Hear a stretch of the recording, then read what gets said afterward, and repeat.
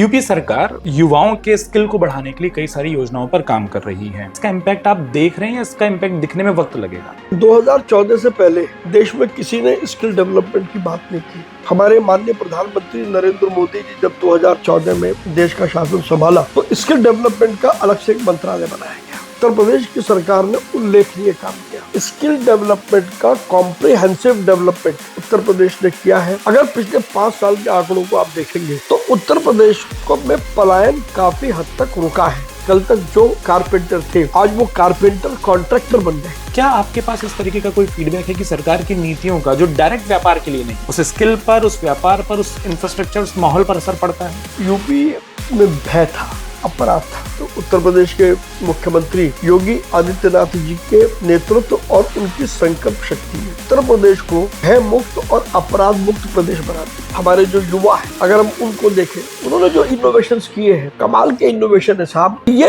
Innovations की बयान मैंने उत्तर प्रदेश में बहुत नजदीकी से महसूस की है। अभी माननीय प्रधानमंत्री जी ने हरियाणा के जींद से लेकर के सोनीपत तक हाइड्रोजन की ट्रेन चलाई, तो यह हमारी इनोवेशन का कमाल था, हमारे स्किल डेवलपमेंट का कमाल था। प्रधानमंत्री नरेंद्र मोदी जी की 500 से ज्यादा स्कीमें हैं। सच्ची भारतीय अर्थव्यवस्था जिसका विजन प्रधानमंत्री नरेंद्र मोदी जी ने देखा है 2047 विकसित भारत। अमर उजाला उत्तर प्रदेश के इस खास पॉडकास्ट में एक बार फिर से आपका स्वागत। हर बार हम अलग अलग शख्सियतों को इस पॉडकास्ट सीरीज में लेकर आते हैं। आज एक ऐसी शख्सियत हमारे साथ मौजूद है जो राजनीति भले ही दिल्ली की करते हों, लेकिन उनका जुड़ाव दिल्ली ही नहीं, इस देश से जुड़ा है और इस देश के हर एक उस व्यापारी से जुड़ा है जिसे हम इस देश की बैकबोन या रीढ़ कह सकते हैं। छोटे मझले व्यापारियों की चिंताओं को सालों से संघर्ष के तौर पर लड़ने वाले और अब दिल्ली की चांदनी चौक लोकसभा सीट से सांसद प्रवीण खंडेलवाल जी हमारे साथ मौजूद हैं। प्रवीण जी, सबसे पहले तो अमर उजाला उत्तर प्रदेश पर बहुत बहुत स्वागत। बहुत बहुत धन्यवाद। आपसे मैंने पॉडकास्ट शुरू करने से पहले एक चीज पूछी थी कि लखनऊ कितना आना होता है, और हमारे दर्शकों के लिए ये जो पॉडकास्ट है हम लखनऊ में रिकॉर्ड कर रहे हैं। मैं कई सारी चीजों को लेकर उलझा हुआ था कि मैं क्या एक नॉन प्रैक्टिशनर वकील से बात कर रहा हूं, क्या मैं एक भारतीय जनता पार्टी के सांसद से बात कर रहा हूं, क्या मैं एक व्यापारी नेता के तौर पर आपसे बात कर रहा हूं, या फिर मैं कैट के राष्ट्रीय अध्यक्ष से बात कर रहा हूं। फिर मुझे लगा कि मैं वहां से शुरू करता हूं जिसमें शायद हमारे तमाम दर्शकों की दिलचस्पी हो। यूपी सरकार युवाओं के स्किल को बढ़ाने के लिए कई सारी योजनाओं पर काम कर रही है। आप भी उस बारे में भली भांति परिचित होंगे कि जैसा आपने कहा कि हर जिले के उत्पाद हैं, अब हर जिले में स्किल सेंटर बनाए जा रहे हैं कि वहां के युवा अपने परंपरागत जो उद्योग हैं, उद्यम हैं, काम हैं, कारीगरी, उनसे जुड़े। क्या इसका इम्पैक्ट एक इंडस्ट्री लीडर के तौर पर मैं आपसे जानना चाहता हूँ, क्या इसका इम्पैक्ट आप देख रहे हैं या इसका इम्पैक्ट दिखने में वक्त लगेगा? देखिए, 2014 से पहले देश में किसी ने स्किल डेवलपमेंट की बात नहीं की। स्किल क्या होता है ये उससे पहले की सरकारों ने कभी इस बात को समझा ही नहीं। हमारे माननीय प्रधानमंत्री नरेंद्र मोदी जी जब 2014 में देश का शासन संभाला तो स्किल डेवलपमेंट का अलग से एक मंत्रालय बनाया गया और उसके बाद पूरे देश में स्किल डेवलपमेंट को लेकर के सरकार गंभीर हुई और अनेक प्रदेश सरकारें उस मामले में उन सबने काम किया, लेकिन उसमें उत्तर प्रदेश की सरकार ने उल्लेखनीय काम किया। स्किल डेवलपमेंट के सेंटर्स अलग अलग जगहों में स्थापित करना, आपकी क्या स्किल है, मेरी क्या स्किल है, उसके अनुरूप उस फैकल्टी का इंतजाम करना, उस फैकल्टी के साथ साथ उससे संबंधित यदि टेक्नोलॉजी अवेलेबल है तो उस टेक्नोलॉजी का भी इंतजाम करना, यानी स्किल डेवलपमेंट का कॉम्प्रिहेंसिव डेवलपमेंट की चौतरफा डेवलपमेंट का काम उत्तर प्रदेश ने किया है। और यही कारण है कि यदि आज से 20 साल पहले आप उत्तर प्रदेश की किसी फैक्ट्री का बना हुआ उत्पाद देखें और आज का बना हुआ उत्पाद देखें तो आपको जमीन आसमान का अंतर दिखाई देगा। क्वालिटी का अंतर दिखाई देगा, उसकी फिनिशिंग का अंतर दिखाई देगा, उसकी पैकेजिंग का अंतर दिखाई देगा। तो स्किल डेवलपमेंट का जितना बड़ा काम उत्तर प्रदेश में माननीय योगी आदित्यनाथ जी के नेतृत्व में और प्रधानमंत्री नरेंद्र मोदी जी के मार्गदर्शन में किया गया, मुझे लगता है ये अन्य प्रदेशों के लिए एक अनुकरणीय है। और जिस तेजी से उत्तर प्रदेश में स्किल डेवलपमेंट हुआ, तो अगर मैं थोड़ा स्थिति को और कहूं तो उत्तर प्रदेश से जो पहले पलायन होता था अन्य शहरों में, मान लीजिए दिल्ली में पलायन हुआ, महाराष्ट्र में हुआ और जगह हुआ, अगर पिछले 5 साल के आंकड़ों को आप देखेंगे तो उत्तर प्रदेश को में पलायन काफी हद तक रुका है इस एक योजना के कारण। क्योंकि आपने मान लीजिए कारपेंटर है जी। आपने कारपेंटर को स्किल डेवलपमेंट उसका कर दिया, उसको भारत सरकार की नीति के तहत आपने उसको आधुनिक टूल दे दिए। पहले कारपेंटर हथौड़ी से ठोक रहा था, अब आपने उसको एक इलेक्ट्रिक से चलने वाला कोई राउटर दे दिया जिससे वो कील को ठोक नहीं रहा और वो कील को राउटर से फिक्स कर रहा है, उसकी एफिशिएंसी बढ़ गई। आपने उसको टूल्स दे दिए, उसको अपग्रेड कर दिया। तो जो कारपेंटर पहले मान लीजिए 10,000 रुपए कमा रहा था, आज वो कारपेंटर 30,000 रुपए कमा रहा है, क्योंकि उतने ही समय में वो ज्यादा काम कर पाने की स्थिति में है। और अनेक जगहों पर तो मैंने स्वयं देखा है, कल तक जो कारपेंटर थे आज वो कारपेंटर कॉन्ट्रैक्टर बन गए। मतलब उनका आर्थिक विकास भी हुआ और आर्थिक विकास हुआ और वो एम्प्लॉयमेंट सीकर से एम्प्लॉयमेंट गिवर बन गए। और फिर उन्होंने क्या किया, जो स्किल डेवलपमेंट वो सीख के आए थे, उन्होंने अपनी फैक्ट्री में जिन रॉ कारपेंटर्स को वो लेकर के आए, उन्होंने उनका स्किल डेवलपमेंट किया। उसमें सरकार का कोई योगदान नहीं था, लेकिन सरकार के स्किल डेवलपमेंट का वो मल्टीपल या मल्टी फेज डेवलपमेंट था। तो उस कारपेंटर ने भी वही काम शुरू किया, उसकी भी एफिशिएंसी शुरू से बढ़ती गई। तो कारपेंटर तो मैंने एक उदाहरण आपको दिया है, लेकिन आज मान लीजिए इनोवेशन के क्षेत्र में देखें, हम स्टार्टअप्स के क्षेत्र में देखें, हम महिला उद्यमियों को ले, हम हमारे जो युवा हैं अगर हम उनको देखें, उन्होंने जो इनोवेशंस किए हैं, कमाल के इनोवेशन है साहब। मैं अभी दिल्ली में हम लोग भारतीय व्यापार महोत्सव कर रहे हैं, मैं उसके सिलसिले में पूरे देश में घूम रहा हूँ, और जब मैं वहां देखता हूँ कि इनोवेशंस की हदें पार हो गई है। और ये इनोवेशन किसी दिल्ली, बंबई, कलकत्ता या लखनऊ या कानपुर की बपौती नहीं है। ये इनोवेशन मैंने अपनी आंखों से गांव और कस्बे के अंदर भी देखी है। और इनोवेशन को अगर हम कहें, अगर मैं दूसरे शब्दों में कहूं, तो शायद भारत पूरे विश्व में पहला देश था जिसने इनोवेशन किया। बट आज हम उसको इनोवेशन का नाम दे रहे हैं, लेकिन उस वक्त वो था जुगाड़। एक साधारण सी चीज के साथ किसी एक चीज को मिला करके अब काम निकालना आता था। अब जैसे मैं मिसाल के तौर पर आपको बताता हूँ, मैं अभी एक गांव में गया, तो पहले वो देखा कि वो जो तिपैया साइकिल है, वो तिपैया साइकिल पे वो आदमी चला रहा था। अब उसने तिपैया साइकिल में एक मोटर लगा दी। मोटर कोई कॉस्टली नहीं थी, मोटर लगा दी, तो वो एक तरीके की उसकी तिपैया मोटरसाइकिल बन गई। तो उसका डेवलपमेंट, वो क्या कर रहा था, वो गन्ना लाद करके ले जा रहा था या वो धान लाद करके ले जा रहा था। पहले वो सुबह जाता था, शाम को आता था। वो पैरों से उसको पुल नहीं करना, और दिन में एक की जगह 2 चक्कर लगने शुरू हो गए।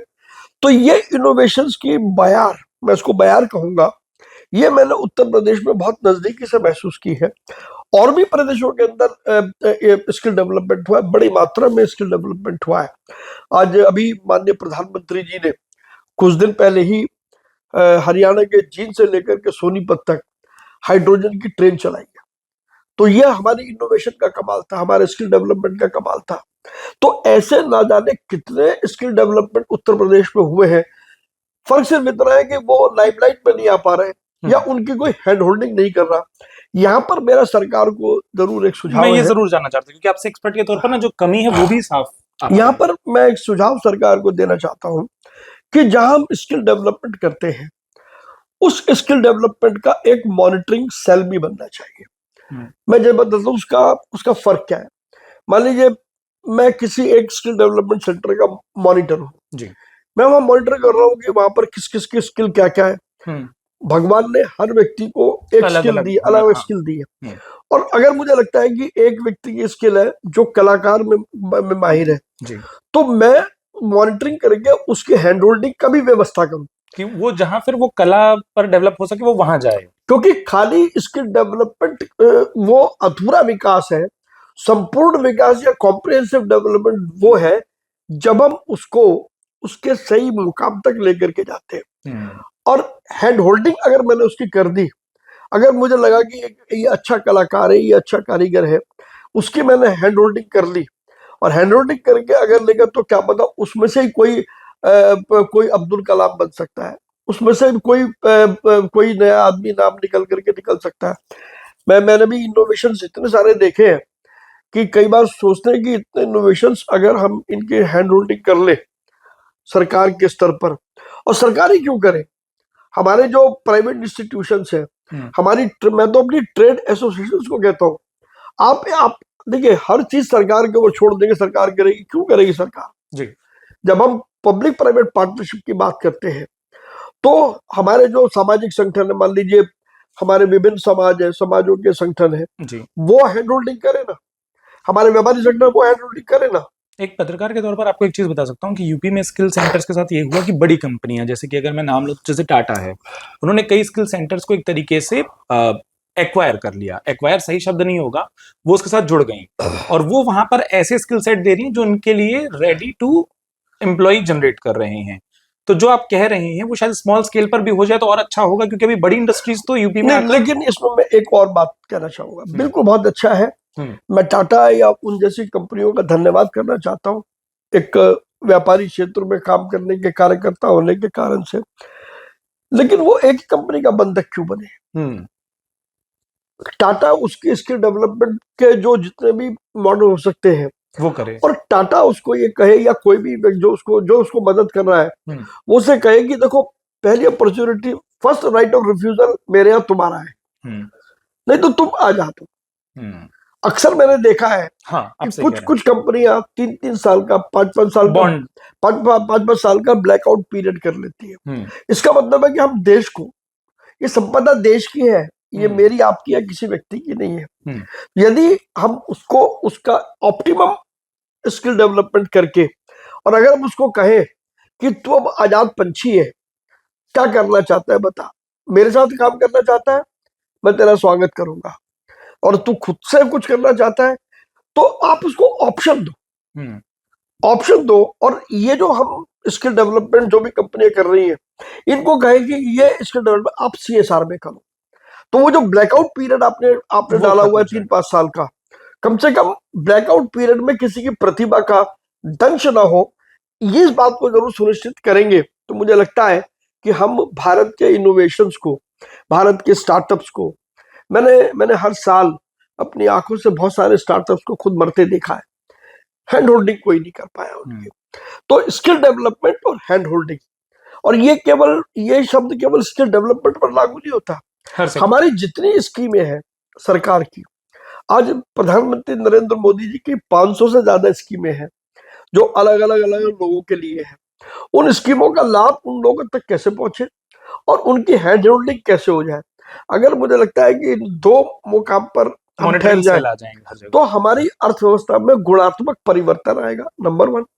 नंबर 2, माननीय प्रधानमंत्री जी जब vocal for local, local to global और आत्मनिर्भर भारत की बात करते हैं, तो ये 3 शब्द उसके विकास में समाहित हो जाएंगे, और यदि उसके विकास में समाहित होंगे तो हम सच्ची भारतीय अर्थव्यवस्था की ओर चलेंगे, जिसका विजन प्रधानमंत्री नरेंद्र मोदी जी ने देखा है 2047 विकसित भारत। क्या आपके पास इस तरीके का कोई फीडबैक है कि सरकार की नीतियों का, जो डायरेक्ट व्यापार के लिए नहीं है लेकिन उस स्किल पर, उस व्यापार पर, उस इंफ्रास्ट्रक्चर, उस माहौल पर असर पड़ता है? देखिए, अगर मैं इसको यूपी की बात करूं तो पहले यूपी में भय था, यूपी में अपराध था, किस व्यापारी से रंगदारी मांग ली जाएगी कुछ नहीं पता था, लोग खुद को एक्सपोज करने से डर रहे थे। लेकिन प्रधानमंत्री नरेंद्र मोदी जी के मार्गदर्शन में और माननीय उत्तर प्रदेश के मुख्यमंत्री योगी आदित्यनाथ जी के नेतृत्व और उनकी संकल्प शक्ति ने आज उत्तर प्रदेश को भय मुक्त और अपराध मुक्त प्रदेश बना दिया। आपके राज्य की खबरें, आपके शहर की खबरें सबसे पहले जानने के लिए देखते रहें अमर उजाला। चैनल को सब्सक्राइब जरूर कर लें और पाएं हर अपडेट।